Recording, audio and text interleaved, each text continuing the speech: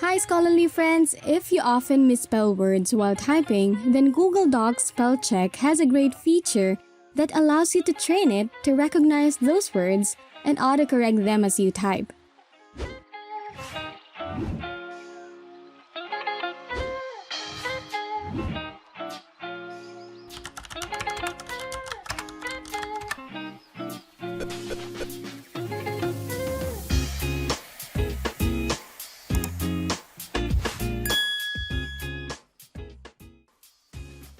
Click on Tools, Preferences, and here you can add new automatic substitutions or edit your existing corrections.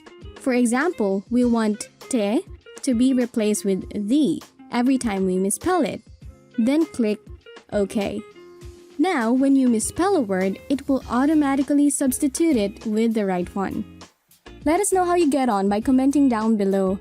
Hit the subscribe button and click on that notification bell so you will be notified on our next upload. Thanks and see you on our other videos.